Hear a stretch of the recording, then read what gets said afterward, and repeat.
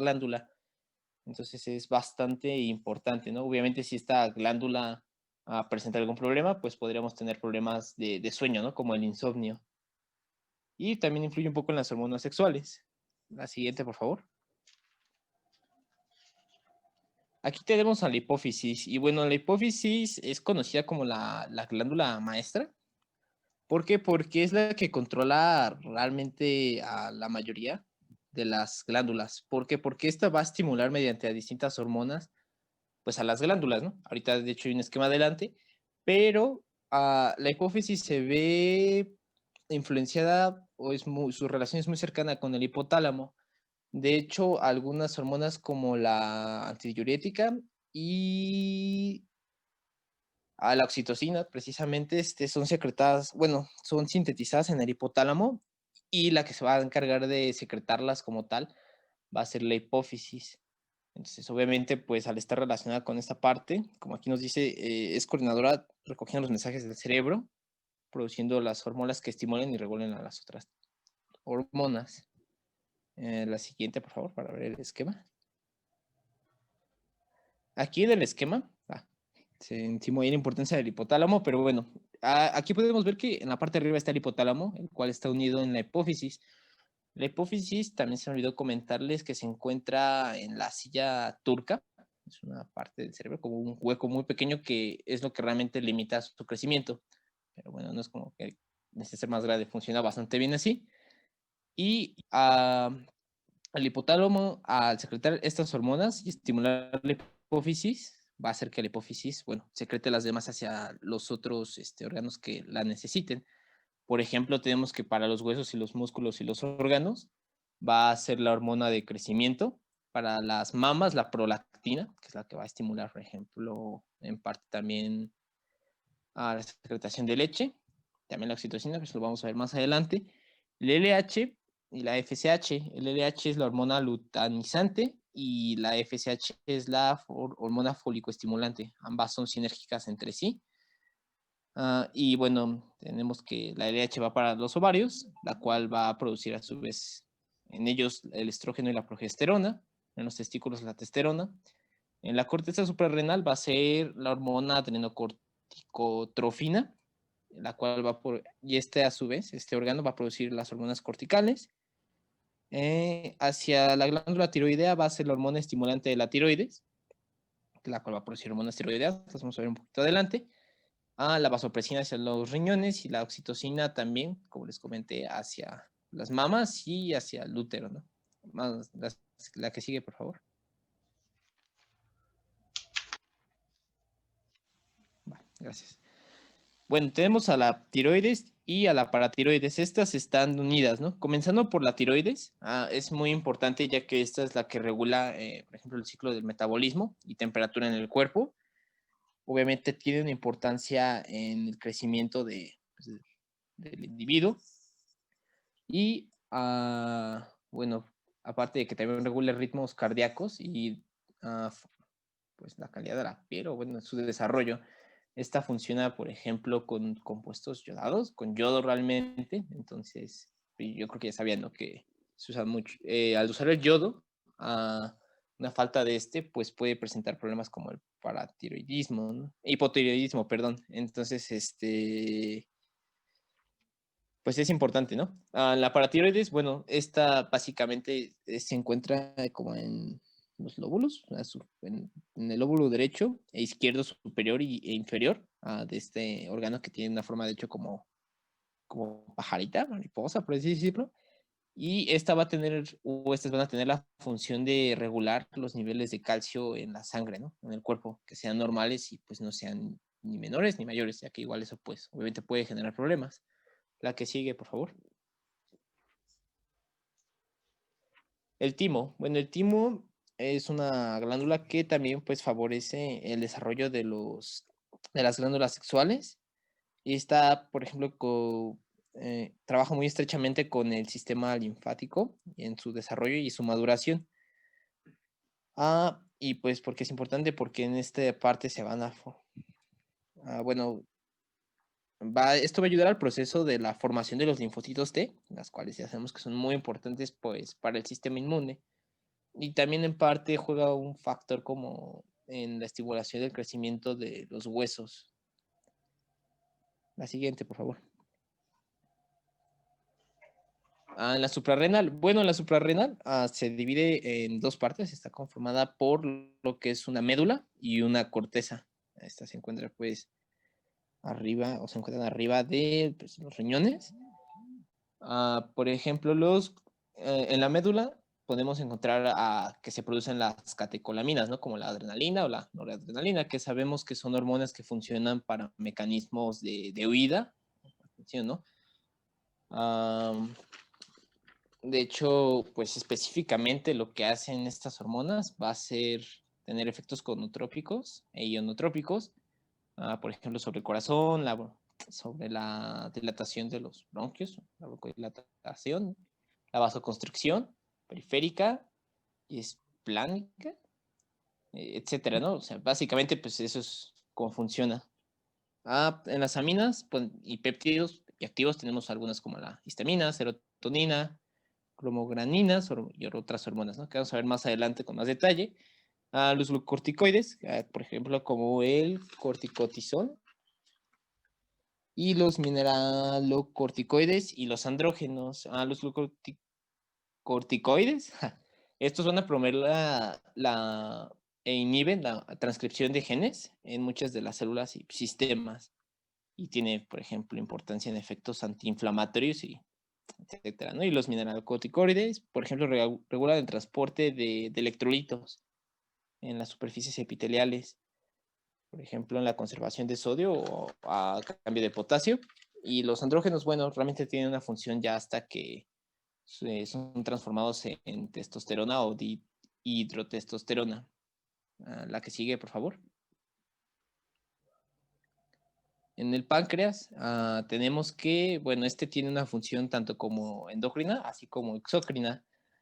En la exócrina, pues sabemos que trabaja en los procesos de digestión, ¿no? Cuando secreta las enzimas, pues amilasa y lipasa.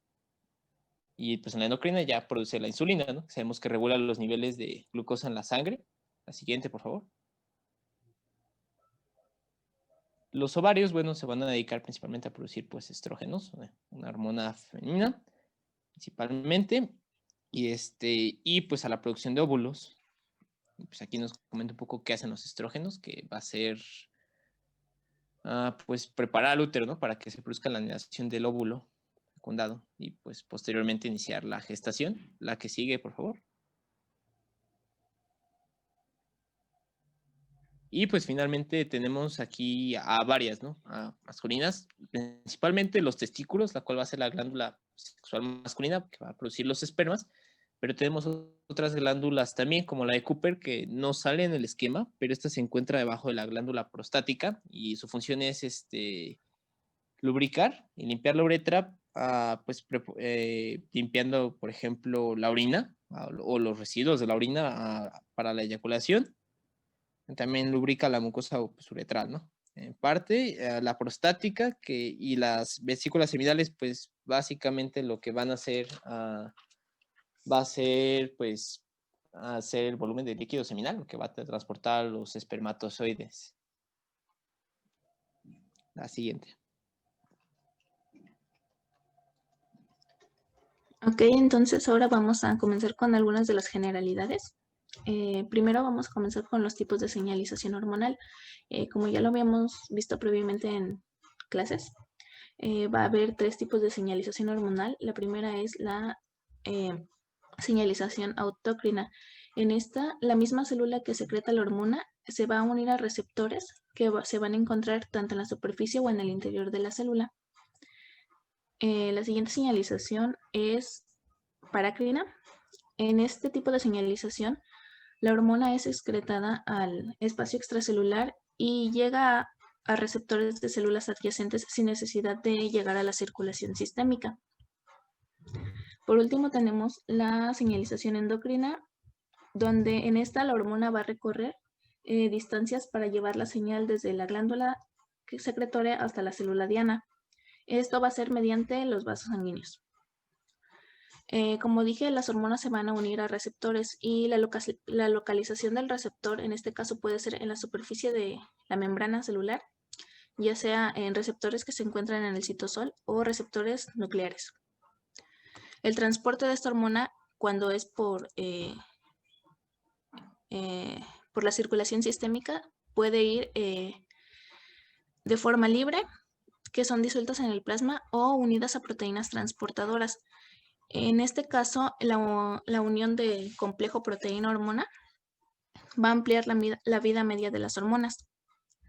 Y estas hormonas pueden tener tanto un efecto agonista, que es un efecto similar al de la hormona, al unirse al receptor. Un ejemplo de ellos es el efecto agonista de la adrenalina, el cortisol y el glucagón aumentan la glucemia en episodios breves de ejercicio.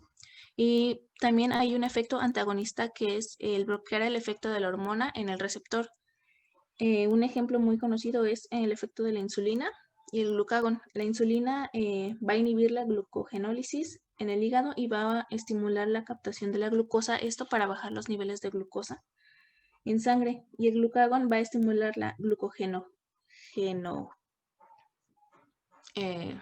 glucogenólisis y estimula también la gluconeogénesis, que es la obtención de glucógeno a partir de otros metabolitos diferentes a los carbohidratos.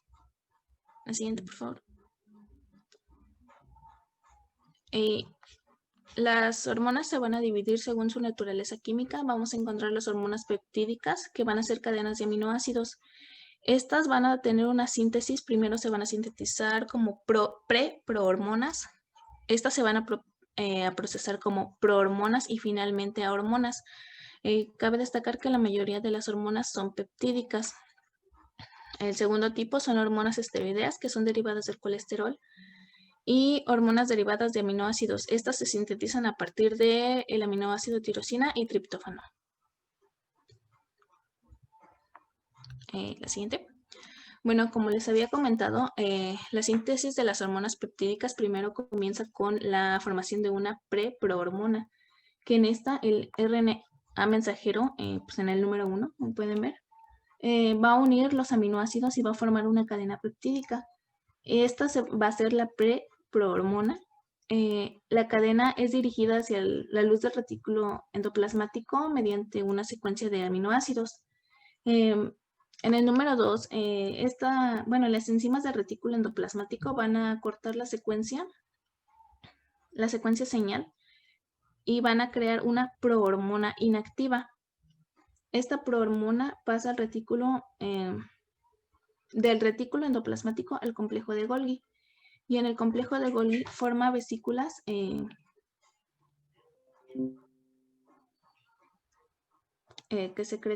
que contienen enzimas y prohormonas. Las enzimas cortan la prohormona en uno o más péptidos activos y fragmentos peptídicos adicionales. La vesícula va a liberar su contenido mediante exocitosis hacia el espacio extracelular, y la hormona finalmente va a ingresar a la circulación sistémica. La siguiente. Como les había comentado, las hormonas se van a unir a receptores. En el caso de las hormonas peptídicas, se unen a receptores en la superficie celular y van a activar una serie de transducción de señales. Los tipos de receptores para estas hormonas van a ser proteínas G acoplados a adenilato ciclasa, proteínas G acopladas a fosfolipasa C, igual proteínas G acopladas a fosfolipasa A, receptores tipo guanilato ciclasa, receptores tirosina sinasa y receptores asociados a tirosina sinasa. Las hormonas que son derivadas de los aminoácidos se van a dividir en catecolaminas, que se van a unir a receptores de superficie que son adrenoreceptores, ya sea en cualquiera de sus variantes. Y las hormonas tiroideas, que también son derivadas de aminoácidos, se van a unir a receptores intracelulares. Estos pueden ser citosólicos o nucleares, y estas hormonas regulan lo que es la tasa metabólica. Las hormonas esteroideas se van a unir a receptores intracelulares nucleares, que van a regular la transcripción génica.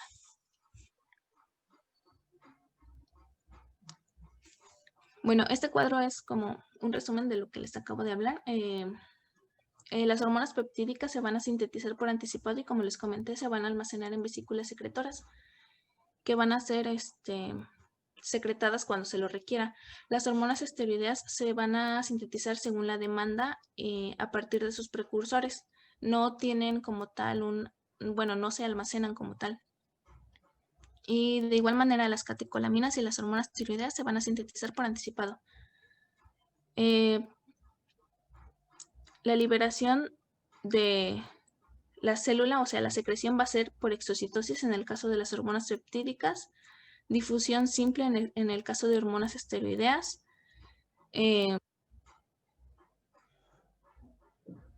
por exocitosis en caso de las catecolaminas, y las hormonas tiroideas se van a liberar por medio de proteínas de transporte. Como les dije, el transporte puede ser libre o unido a proteínas transportadoras. Y las únicas hormonas que se van a transportar unidas a proteínas transportadoras son las hormonas esteroideas y las hormonas tiroideas.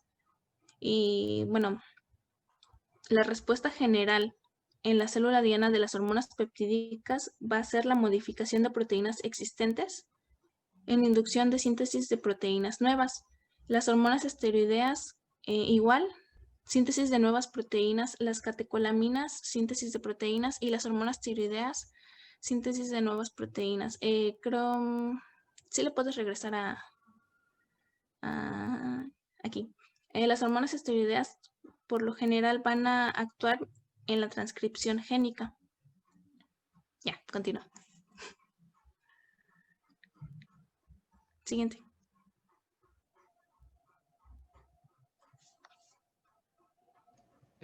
Bueno, ahora vamos a hablar, ¿sí me escuchan?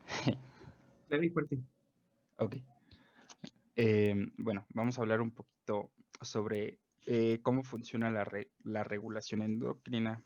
Como sabemos, pues ya vimos anteriormente algunas funciones en las cuales están implicadas pues las hormonas, ¿no?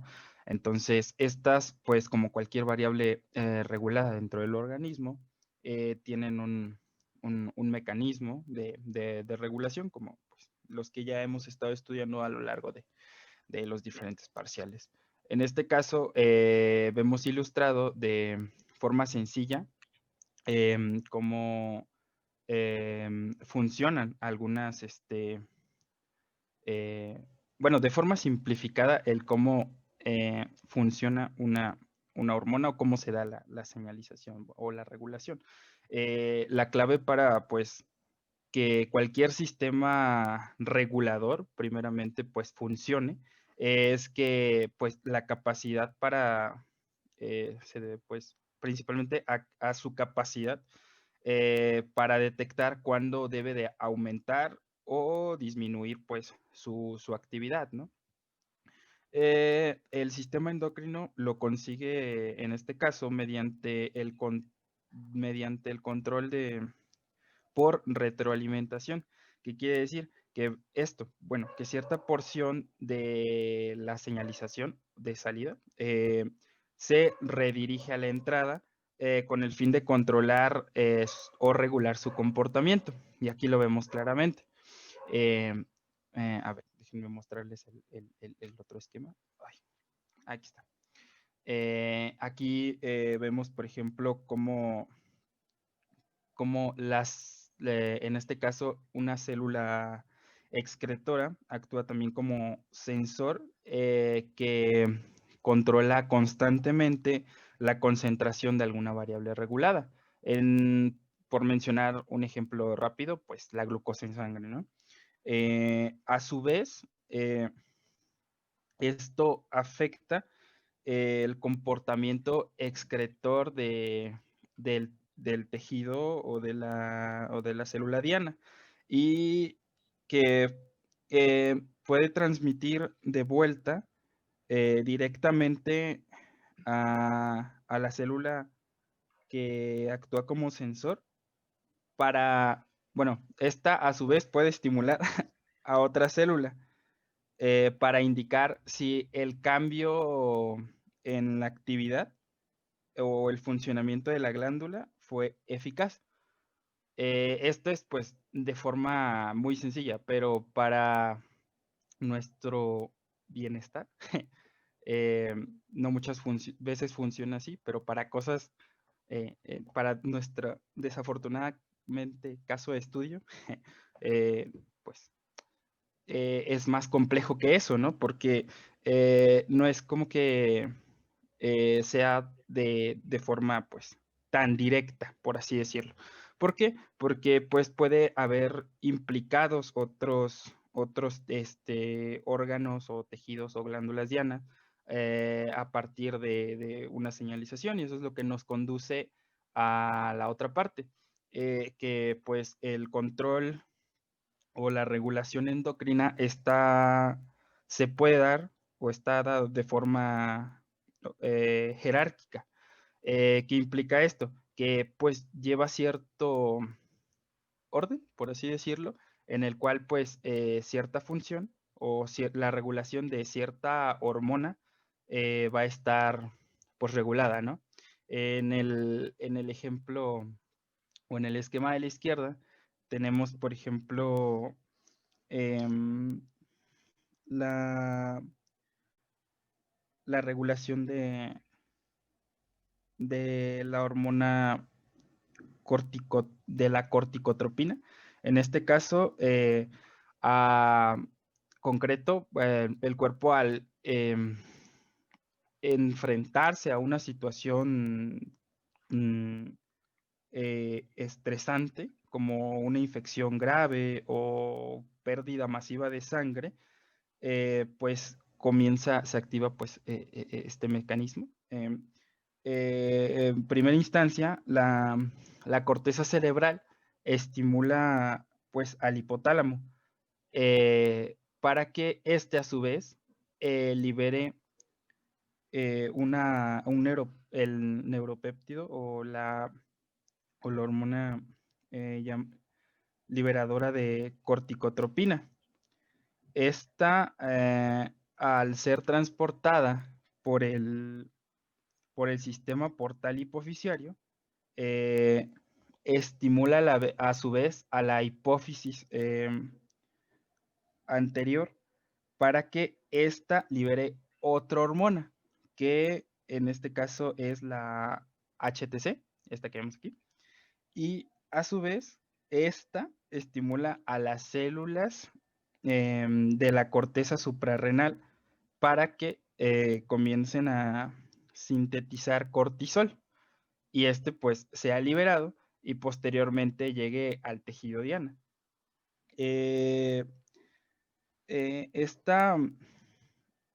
cortisol pues una vez liberado regula el tono vascular y algunas funciones metabólicas y pues es así como pues de forma resumida cómo se regula. Pero pues, ¿qué podemos notar o resaltar de este proceso? Bueno, este control jerárquico, como ya lo habíamos mencionado, también está pues, regulado por retroalimentación. ¿Por qué? Porque vemos cómo a la vez que se estimula, bueno, el cortisol, bueno, como había mencionado, cierta porción de salida se redirige a la entrada para regular su comportamiento. Es aquí donde vemos también que si bien el cortisol también es capaz de estimular el tejido diana, tiene actividad importante sobre la inhibición de la producción de la hormona liberadora de corticotropina, que es en este caso, que es donde inhibe su producción. Así, a su vez, esta deja de estimular a la corteza suprarrenal, pero también pues tiene este efecto es a diferentes niveles, ya que así como inhibe la producción de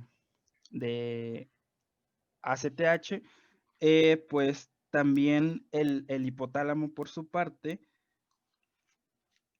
es ay, perdón.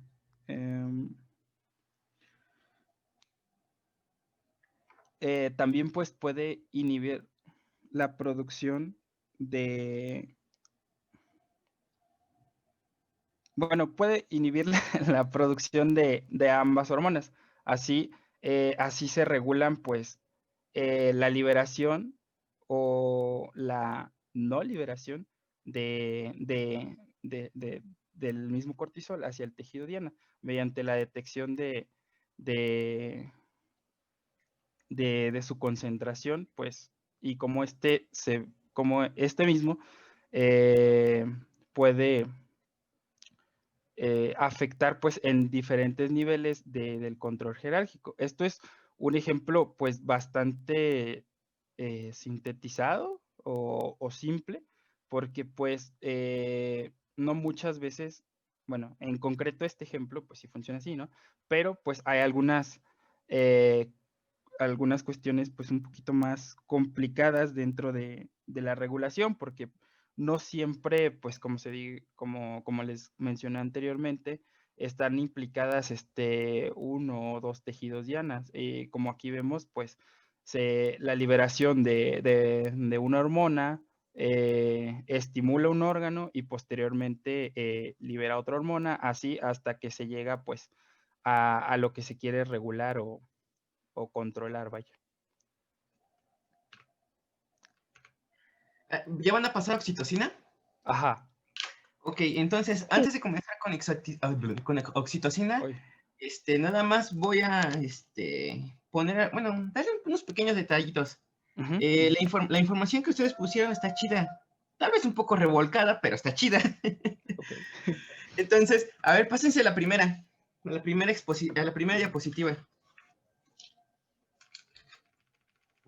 Vamos a empezar por lo primero, ¿no? Al siguiente, ándale ahí. Entonces, sí, el sistema endocrino pues, es un conjunto de órganos, tejidos, ¿no? Que, como ahí dice, tiene la función de liberar al torrente sanguíneo diversas sustancias químicas denominadas hormonas, ¿no? Estos son los mensajeros químicos que van a tener un efecto sobre diferentes órganos, ¿no?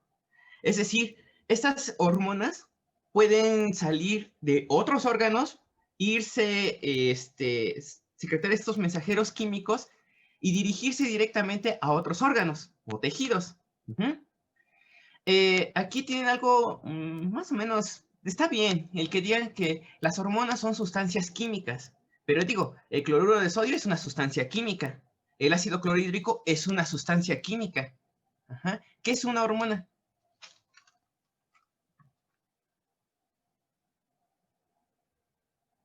¿Con qué encontraron ustedes que es hormona? Porque pues al final es un concepto muy importante y que se repite constantemente en este tema, ¿no? Y en los siguientes. ¿Qué es una hormona? Son mensajeros químicos. Igual puede ser, por ejemplo, el óxido nítrico y no es una hormona. Otro mensajero químico es el calcio y no es una hormona. El magnesio, ya lo vieron, por ejemplo, es un ion y también tiene un efecto sobre los receptores y no es una hormona. Entonces, ¿cuál es la diferencia entre una hormona y lo que les estoy mencionando? Todas son Pues, sustancias químicas. pues, hablando así en cuanto a su naturaleza química, la mayoría de ellas son de naturaleza proteica. Ok, la mayoría, pero no todos. Ahí están las hormonas sexuales, Bueno, provienen sí. del ¿cómo se llama? Del colesterol, ese anillito todo complejo, ¿no? Del cicopentohidrofenandreno, ¿no? Algo así. Entonces, pues no. Pues que La es que son insulina es un secretadas, péptido. ¿no? ¿Perdón? Que son secretadas por Ok. Ajá. órganos secretados. Entonces, una hormona es aquella sustancia que es secretada, ¿no? Secretada por Una glándula. una ¿Un glándula. órgano especializado? Exactamente, por un órgano especializado o una glándula especializada, ¿no? vamos a encontrar que hay diferentes glándulas, ya lo ustedes mencionaron, glándulas exócrinas y endócrinas. Glándulas endócrinas son aquellas que van a secretar estos mensajeros químicos al torrente sanguíneo, o principalmente dentro de nuestro cuerpo. Mientras que las exócrinas, pues, fuera, ¿no? En este tema de endocrino, nos vamos a enfocar mucho a las glándulas endócrinas, las que están dentro de nuestro cuerpo y mandan sus mensajeros dentro de nuestro cuerpo. Ahora bien, a ver, pásate a la siguiente. Función. Bueno, antes de pasar a la función, regrésate a una anterior. Habíamos dicho que eran glándulas exócrinas endócrinas, pero también teníamos otros órganos que como tal no son glándulas de por sí, ¿no? Ya mencionaron alguna, ¿no? La glándula tiroides, una glándula de la hipófisis, el hipotálamo, son glándulas, están secretando una hormona. Pero también tenemos algunos órganos o tejidos que como tal no son glándulas, pero se comportan como ellas. ¿Por qué? Porque secretan mensajeros químicos. Algunos de esos órganos ya aparecen, por ejemplo, aquí en la pantalla. ¿Qué órgano se observa ahí? Que es un órgano endocrino que secreta hormonas. En la que ven en la pantalla, ¿cuál es?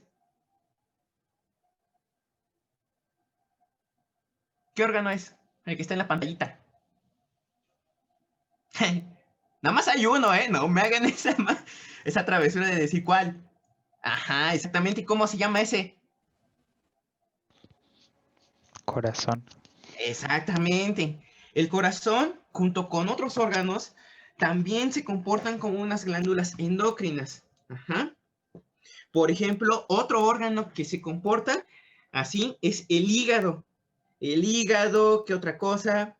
Los pulmones, Los riñones también tienen, ¿cómo se le llama? Liberación de hormonas. Y ya vimos otro órgano, ¿cuál? De las clases que hemos visto. Una hormona. Intestino. ¿El cuál? El intestino, ¿no? Perfecto, excelente. El intestino. Son órganos que como tal van a secretar hormonas y van a tener un efecto en nuestro cuerpo. Aquí en la pantalla les dice que, bueno, antes de eso, en el corazón, díganme una hormona. ¿Cuál es la hormona que se libera?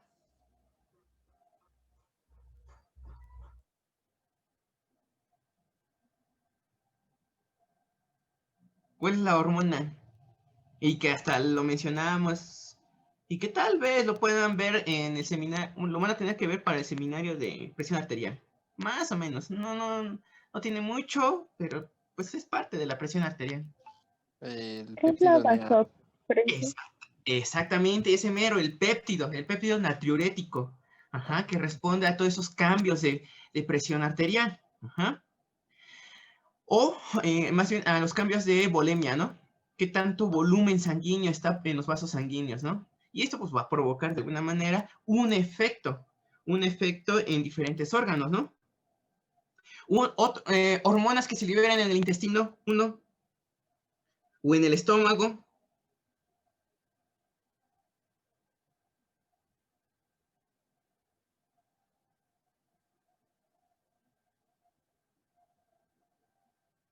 Una hormonita.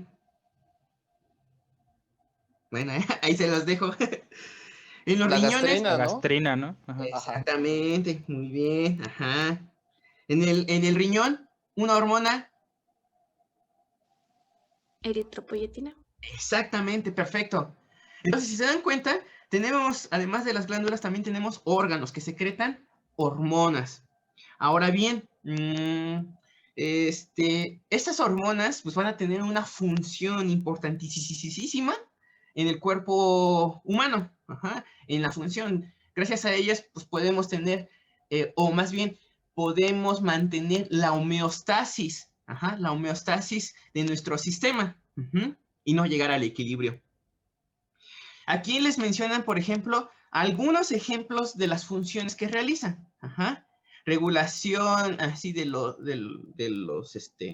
sodio, del agua, de la presión arterial media, del volumen sanguíneo, calcio, fosfato. Si se dan cuenta, todos estos de alguna manera están relacionadas con sus variables reguladas. La osmolaridad, la presión arterial media, y, por ejemplo, vamos a ver,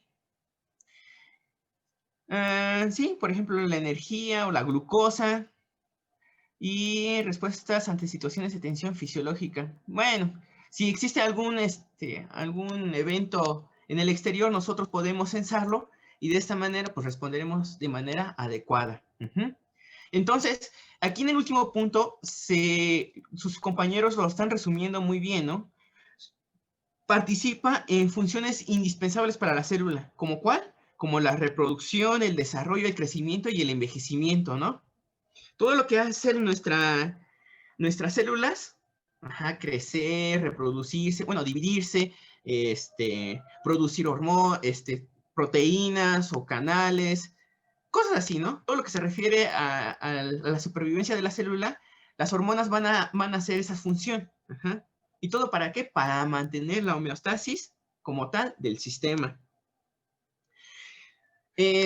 Aquí, por ejemplo, a ver, la siguiente diapositiva.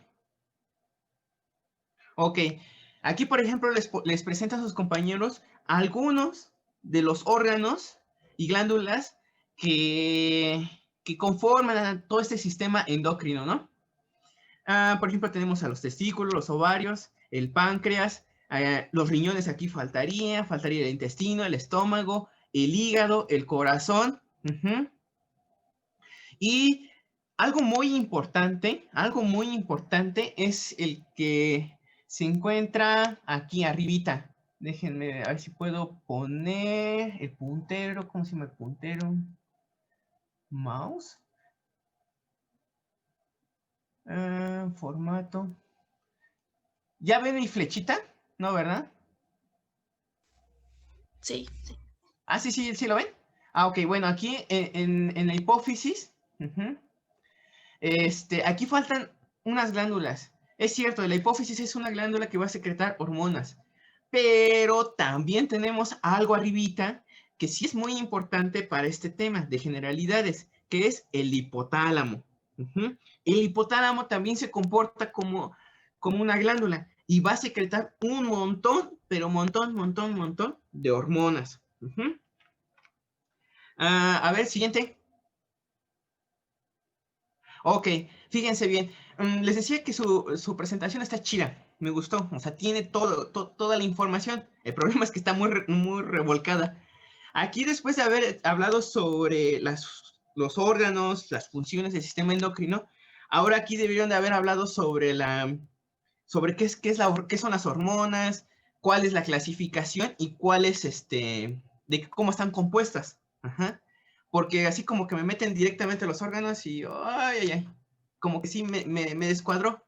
Además de que, por ejemplo, muchos de las diapositivas que ustedes pusieron les va a tocar a los otros equipos. Está bien que lo hayan puesto, pero lo hubieran puesto un poquito más adelante. Entonces, a ver, vete donde empiezan a mencionar las hormonas. A ver, regrésate. A ver si mejor más adelante, donde están las hormonas. A ver, regrésate, creo que ya nos pasamos. Ahí, no, adelante. Atrás. No, sí es esa, la que sigue, esta. La que sigue y ahí nos quedamos. La siguiente, ¿esa? Ahí, perfecto. Ok, va. Lo siento. No apunté el número de diapositivas. Entonces, fíjense, ya empezamos a hablar sobre los órganos, las glándulas, qué es una hormona. Y entonces, pues ya vamos a empezar a entrar en materia, ¿no? ¿Qué son las hormonas? ¿Cómo están compuestas, no? Y aquí está bien chido porque los dividieron de acuerdo a una clasificación, ¿no? Podemos encontrar hormonas peptídicas, hormonas esteroideas y hormonas derivadas de aminoácidos. Vamos a ver que, por ejemplo, aquí, en el caso de las hormonas peptídicas, pueden ser inclusive proteínas un poquito grandes o de mediano tamaño, y que pues de alguna manera van a tener su síntesis, ¿no? Su creación como tal en la glándula. También vamos a tener hormonas esteroideas. Como les dije, estas hormonas esteroideas van a derivar del colesterol. A partir de aquí van a crearse muchísimas hormonas, principalmente las que están relacionadas con hormonas sexuales y las hormonas de la glándula suprarrenal. Para los chicos que les hayan tocado, tienen que investigar cuál es el mecanismo de síntesis de estas hormonas. Algo complicado de aquí son las enzimas. ¿Por qué? Porque las enzimas tienen un nombre muy, pero muy grande y ya saben, son de esos nombres químicos, ¿no? 17 beta alfa hidroxi, quién sabe qué cosa. Entonces, así como que del colesterol empiezan a llegar las enzimas y a crear un montón de hormonas. Y hay que considerar mucho las enzimas porque son importantísimas. En cuanto a las hormonas derivadas de aminoácidos, está chido, porque ahí pusieron, por ejemplo, tirosina y triptofano. Si se dan cuenta aquí, como tal, son puros aminoácidos. O inclusive van a encontrar que son tripéptidos o péptidos, nada más. Son peptiditos muy pequeños, ¿sí? Ahora, fíjense bien. Aquí solamente están mencionando 3 categorías, que son las hormonas peptídicas y hormonas esteroideas y, ¿cómo se le llama la otra? La de aminoácidos.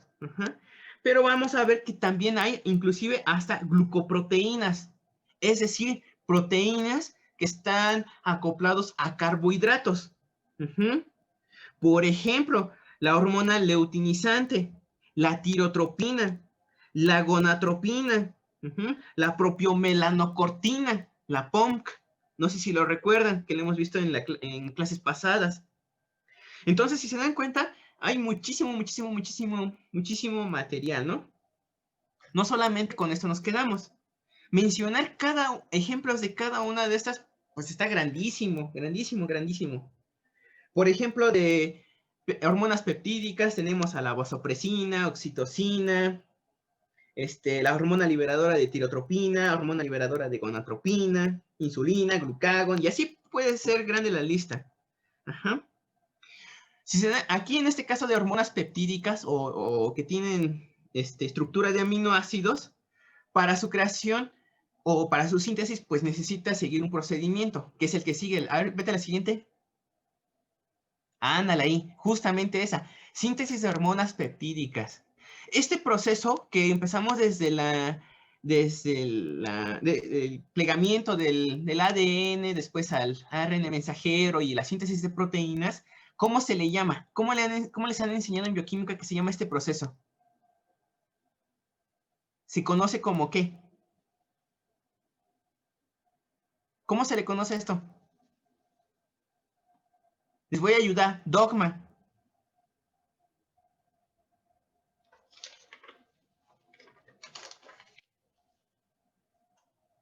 ¿Cómo se le dice a todo este proceso?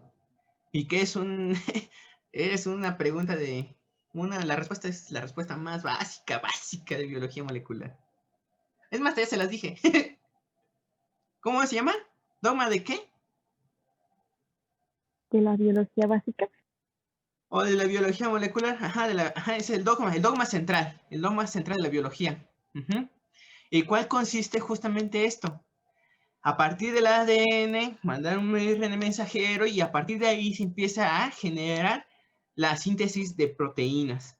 Aquí el esquema está muy simplificado y está muy bonito. ¿Por qué? Porque a partir de este material genético empieza a generar nuestra prohormona. Vamos a ver que muchas veces las hormonas como tal no son liberadas así porque sí, sino más bien tienen en su estructura, tienen una estructura como primaria, vamos a llamarlo así, creo que no es la manera correcta, o una estructura inactiva como tal, y que tiene que pasar, ya sea dentro de la glándula o fuera de la glándula, un cambio para poder ser activo y transformarse de una prohormona a una hormona, ¿no? Es, por ejemplo, si aquí en esta parte donde dice prohormona, salía un Saiyajin Y ya cuando llega a la glándula diana, pues ya se convierte en un super saiyajin, ¿no? Ya se convirtió, hubo alguien que lo transformara esta estructura, esta proteína, para tener ya la función biológica. Muchas veces, como les decía, esta prohormona sale aquí y sale en una vesícula. Aquí ya tiene todo justamente nuestra estructura, nuestra estructura proteica. Pero como les decía, tenemos algunas veces proteínas que están asociadas con carbohidratos, las glucoproteínas, ¿no? Y entonces justamente el complejo de Golgi, ¿qué es lo que hace? Bueno, dice, como ya me está llegando la prohormona, pues yo tengo que modificarla, tengo que ponerle un carbohidrato para que se una a su proteína transportadora, o algunas modificaciones, ¿no? Muy especiales. Y de esto se va a encargar el aparato de Golgi o el complejo de Golgi. Y lo va a empezar a transformar, y lo va a envolver nuevamente en una vesícula. Aquí lo que les decía, aquí ya en estos temas ustedes ya tienen que relacionar todo, ¿no? ¿Cómo es que se libera? Por un proceso de exocitosis, el cual consiste en que las proteínas SNAR que se encuentran en la membrana plasmática se fusionan con las proteínas también SNAR que se encuentran en la vesícula, permitiendo la liberación de la hormona hacia el torrente sanguíneo. Justamente aquí es donde tienen que dar todos esos detalles de la señal de liberación, puesto que ya es el último parcial y ya tienen que integrar todo. A ver, siguiente, échale. Receptores hormonales. Ok, ahora sí, ya vimos más o menos clasificación de hormonas y cómo es, de alguna manera, un resumen de la síntesis de las hormonas peptídicas. Faltaría ver la síntesis de las hormonas esteroideas, pero yo creo que ustedes dijeron, pues eso le toca a las ¿cómo se le llaman? Al equipo que va a hablar sobre hormonas sexuales o glándulas suprarrenales. Está bien. Entonces, pues está perfecto como lo hicieron. Ahora, ya que ya el mensajero químico ya salió de la glándula, ahora sí hay que comenzar a hablar cuáles son los mecanismos por el cual la hormona se puede comunicar con el tejido diana o con el órgano diana. Y ahí nos regresamos para atrás, donde hablaban sobre las vías de comunicación endocrina y toda esa parte. Creo que son 3 diapositivas atrás. Ahí. Y si se dan cuenta, sí van siguiendo un orden un poco más lógico, ¿no? Un poquito más cómodo para el oyente, ¿no? Ya empezamos a hablar de endocrino, los órganos, las glándulas, qué son, cómo se clasifican, ejemplo de cómo se sintetizan, y ahora sí, ya se liberó, ¿y ahora qué pasa? Bueno, la hormona empieza a llegar a su sitio diana, ¿no? Por diferentes mecanismos. Aquí estuvo padre porque empezaron a hablar sobre las vías, ¿no? Autócrinos, parácrinos, endócrinos. Y estuvo padre porque además mencionaron que a veces muchas de las hormonas en la parte endocrina que se libera, en la vía endocrina se libera, y aquí en el torrente sanguíneo la hormona hay veces que no puede viajar sola, sino que tiene que llevar una proteína o un transportador, ¿no? Que lo lleve. Ahora sí, como quien dice, toma la micro, ¿no? Y se va por todo periférico, se va por todos los vasos sanguíneos, hasta llegar a las células diana. Principalmente, todo este tema de endocrino, la vía de comunicación que se va a llevar a cabo en este tema, o en ese tema, va a ser esta, la vía endocrina. Siempre la glándula va a tener un efecto a un órgano muy lejano. Principalmente, vamos a hablar mucho de ello. Ya que llega aquí, ahora sí, la hormona, ¿qué va a hacer? Ya llegó a su sitio diana. ¿Cuál es el siguiente paso? Bueno, pues se va a unir a su receptor que se encuentra en dónde. Lo dijeron muy bien, puede estar en la superficie o en el núcleo. Por ejemplo, aquí podrían decir, dentro de los ejemplos de hormonas que se pueden unir a los receptores que se encuentran en la superficie, ¿cuáles serían? ¿O todas las hormonas se pueden unir aquí, en la superficie? Es pregunta. ¿Hay alguna hormona que sea especial que digas, ah, no, esa sí, se va a unir porque se une justamente en un receptor que se encuentra en la membrana?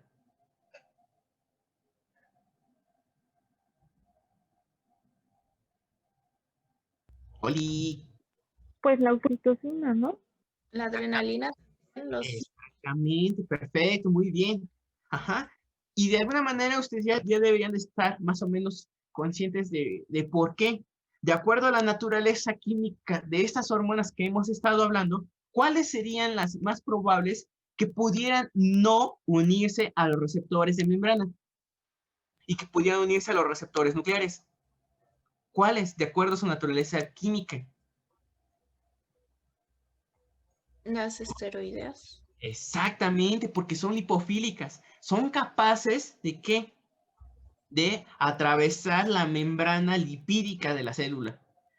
Entonces, otra vez, ya empiezan a hablar sobre temas de difusión. Ajá. Y ya podemos mencionar que pues, las hormonas esteroideas, pues por su naturaleza química, difunden dentro de la célula para unirse a su receptor intracelular. Ajá. Ahora, ojo, esos receptores que se encuentran en la... bueno, ahorita hablamos de eso, déjenme ver, las hormonas pueden incluir. Ok, ajá. Ok, sí. Entonces, podemos encontrar esas hormonas que se pueden difundir por la membrana. Ajá. Ahora bien, no siempre a veces es como lo pintan. Ajá. Por ejemplo, las hormonas tiroideas, y ya lo van a ver el equipo que exponga eso, tienen en su estructura química una naturaleza lipofílica. Ajá. Y su receptor nuclear se encuentra aquí, dentro de la célula. Ajá. Pero recientemente se ha encontrado que inclusive estas hormonas tiroideas tienen receptores aquí en la membrana y no atraviesan como tal, sino se unen a estos receptores membranales. Y entonces como que dices, pues entonces, ¿qué? ¿A quién le creo? Pues es que tiene los dos efectos. Tanto la hormona tiroidea puede difundir a través de la membrana y unirse a los receptores dentro de la célula, como a los receptores que se encuentran ¿en dónde? En la membrana celular. Y eso cambia todo lo que hemos estado hablando, ¿no? Pero es lo que se ha encontrado, tiene esa bivalencia. Ya empezamos a hablar de receptores, ahora sí nos pasamos a donde hablan de receptores. A ver, pásate. Ahí. Ahí, justamente. Perfecto. Aquí más que nada, ok. Aquí hablan sobre los tipos de receptores hormonales, ¿no? Supongo yo que aquí hicieron como que una generalización de que hormonas peptídicas, sus principales receptores son los receptores acoplados a proteínas G. Aquí tengan cuidado, chicos, porque aquí, ¿será correcto decir que proteínas G acoplados a adenilato ciclasa? Acoplados a fosfolipasa C, acoplados a fosfolipasa 2, ¿está correcto? Si no, ¿qué debería de decir? Hay dos maneras de modificar esto, si es que está mal. Pero díganme, ¿está bien o está mal? ¿Qué son activadores? ¿O activadores de qué? ¿O cómo podrías poner? O sea, sí, entonces sí te das cuenta que sí está mal. Ajá, Pero es o que sea, sí, que la proteína G es con la que se hace el complejo, ¿no? O sea, el complejo de la hormona, por decirlo de una forma, con la proteína. Ajá, podría ser, por ejemplo, que el receptor de tal hormona está acoplado a una proteína G. Porque la proteína G no se acopla a la adenilato ciclasa. La proteína G no se acopla a la fosfolipasa C. La pero así, proteína... Ajá. así Dime. viene en el boron, pero en la explicación sí viene que como tal la proteína G es el receptor y ya dependiendo de las subunidades activan la adenilato ciclasa para activar el segundo mensajero. Exacto. Y fíjate, ahí otra vez te equivocaste. La proteína G no es el receptor. No. El receptor es el receptor. Ese receptor tiene una afinidad por la proteína G, que es la que se va a encargar de mandar a la subunidad alfa que va a activar a la adenil ciclasa. Y ese es justamente al punto al que quería llegar con esta exposición. Es cierto, información como esta lo pueden encontrar en los libros, así, escrita letra por letra, pero ustedes ya están listos para decir, oye, aquí está mal redactado, yo debo de cambiarlo, porque ya llevaron una clase. Ya pueden discernir qué es lo que está bien y qué es lo que está mal. Para los siguientes equipos que vayan a exponer, tengan cuidado con esto. Revisen bien qué es lo que dice el libro, porque, pues sí, ¿no? Hacer un libro de casi 1500 páginas, pues está canijo revisar palabra por palabra, ¿no? Y decir, ay, aquí me equivoqué, aquí está mal escrito. Entonces, vayan checándolo poquito a poquito. Quizás otra manera de poder componer esto sería que la subunidad alfa de la proteína G activada por su receptor se acopla a la adenilciclasa. Ah, bueno, entonces ahí sí ya cambia, porque quien se acopla a la adenilciclasa es la subunidad alfa. ¿Para qué? Para transformar el ATP en AMP cíclico. Y dices, ah, no, sí, ya queda claro.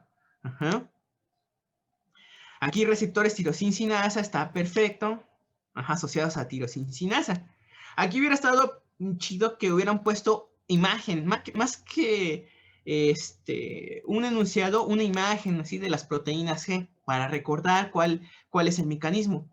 Principalmente receptores tirosina-sinasa, que es el que casi no nos dio tiempo de verlo, pero sí es muy, pero muy importante, importantísimo.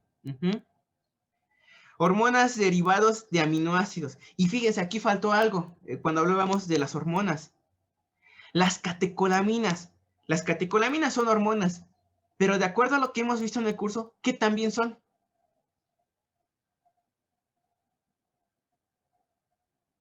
Díganme ejemplos de... ¿Transmisores? Exactamente, perfecto. Las catecolaminas son neurotransmisores. Entonces ya vimos que inclusive la adrenalina, la noradrenalina, puede tener un efecto tipo hormona, ¿no? La misma estructura. A lo mejor no es secretado como tal del tejido nervioso, pero sí puede ser secretado de algunos órganos, ¿no? O de algunas glándulas, por ejemplo, la glándula suprarrenal.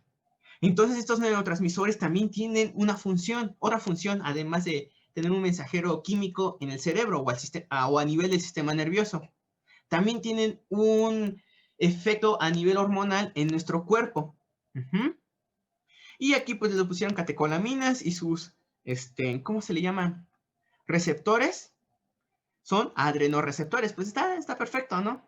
Y ya ustedes ya saben cuáles son, ¿no? Alfa 1, alfa 2 y beta. Por lo menos de los que vimos en este curso. Las hormonas, y fíjense, tiroideas son unos receptores intracelulares, perfecto. Pero fíjense aquí, ¿qué es lo que les están mencionando? Ah, miren, a pesar de que hablábamos de que hay receptores membranales y receptores intracelulares, dentro de los receptores intracelulares también tenemos dos clasificaciones. Bueno, una clasificación que está en dos partes.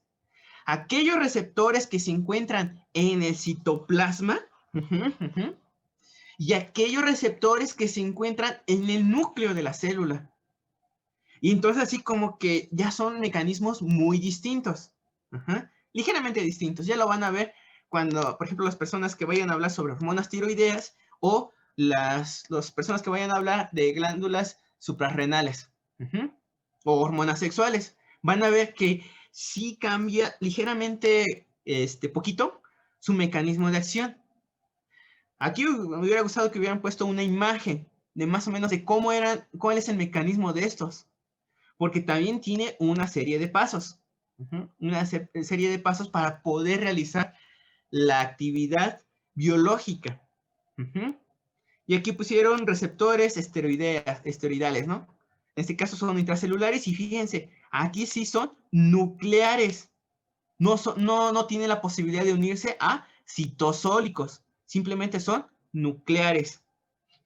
Y todo esto, de alguna manera, como todos van a tanto tiroideas, bueno, todos los receptores citosólicos y nucleares que son activados, pues van a tener como finalidad siempre la síntesis de proteínas o síntesis de proteínas a nivel del núcleo. Entonces va a provocar la transcripción genética, la transcripción de genes. Ahí van a tener que revisar que existen correpresores y ¿cómo se llama? Coactivadores y correpresores. ¿Y qué papel tienen? Principalmente aquí en hormonas tiroideas. Y a ver, siguiente. Ya vimos de receptores. A ver, entonces... Espérate ahí tantito. Hormonas peptídicas, catecolaminas. Transporte de sangre. A ver, regrésate tantito. Creo que había una diapositiva que faltaba hablar. Regrésate tantito, una por una.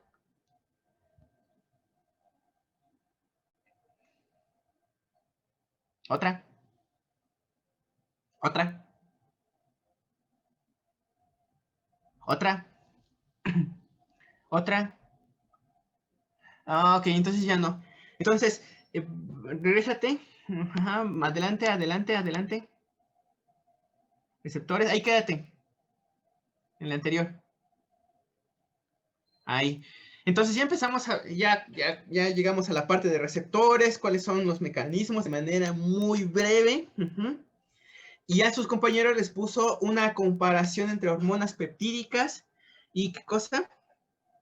Esteroideas y derivadas de aminoácidos. Ya empezamos a hablar un poquito más de ellos.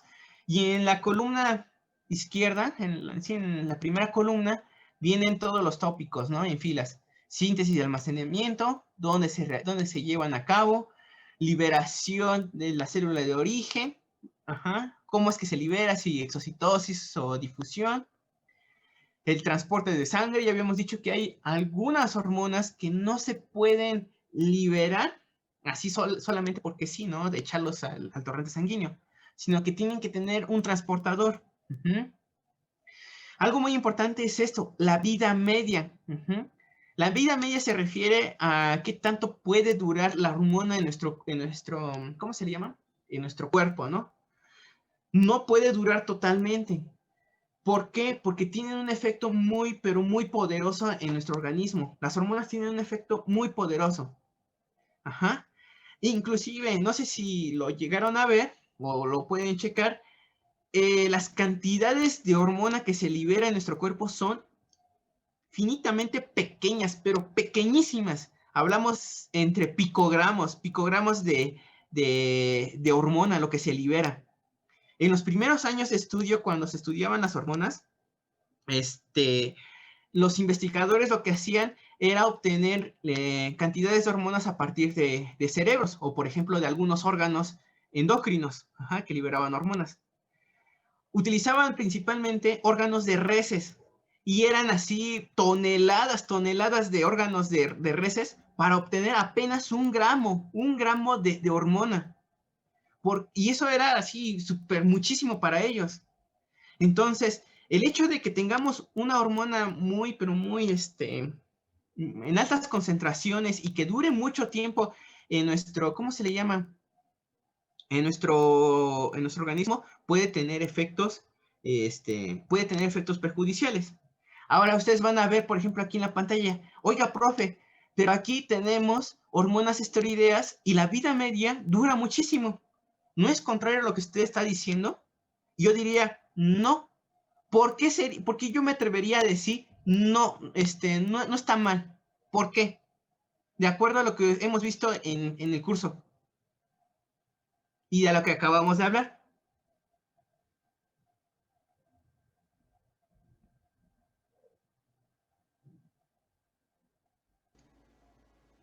¿Cómo? ¿Otra vez me repite la pregunta?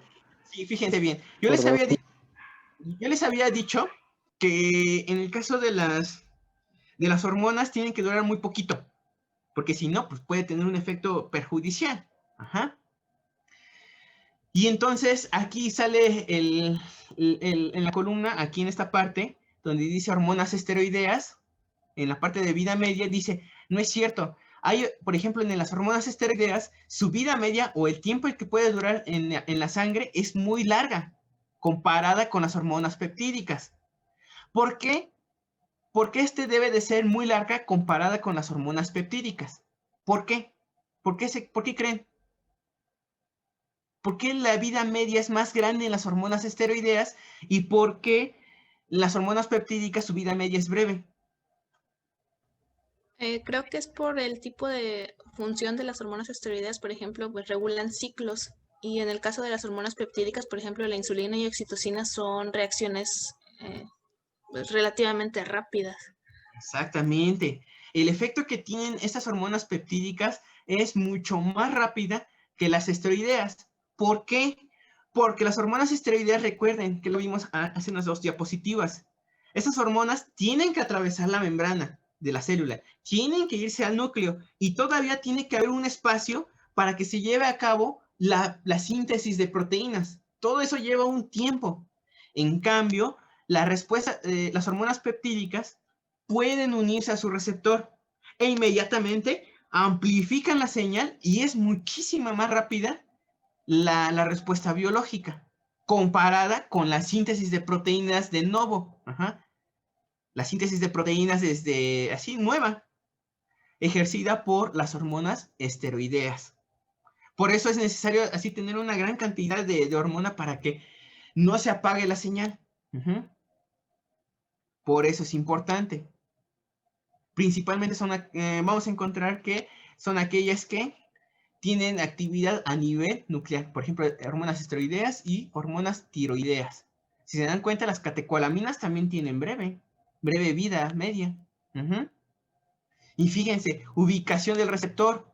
Aquí en las hormonas esteroideas, ¿dónde está? En el núcleo y en el citoplasma. Hormonas tiroideas en el núcleo. Mientras que los otros dos en membrana celular. Aquí es la unión del receptor con su ligando, las respuestas que generan, y ejemplos, pues aquí ya los tienen, ¿sí? Entonces, aquí ya estamos resumiendo todo lo que hemos visto anteriormente, aquí está en esa tablita, está muy bonita, ¿sí? Y ahora sí, vamos a entrar de lleno a lo que es una de las primeras glándulas de este curso. ¿Cuál es? Pues es el hipotálamo. El hipotálamo, pues... no lo pusieron, ¿verdad, chicos? No. Es que... Como Ajá, dime. o sea, solamente la diapositiva del hipotálamo. No. Pues sí. Sí. No hablaron de hipotálamo, ¿sí? Como tal. Pues lo mencioné brevemente. O sea, más o menos. Pero sí. No, Ok. no viene como tal. A ver, pásame la hipotálamo. Ándale.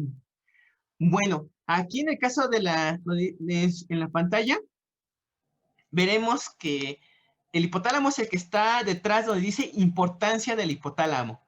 Ajá. Ahí es donde se encuentra el hipotálamo. Lo que está como 2 globitos colgando abajito es la hipófisis. Ajá. Eso es, ándale, eso es lo que está señalando su compañero, es la hipófisis. Vamos a hablar primero del hipotálamo. El hipotálamo es uno de los centros integradores del sistema neuroendocrino. Él va a empezar a monitorear todas las entradas neurológicas, químicas y hormonales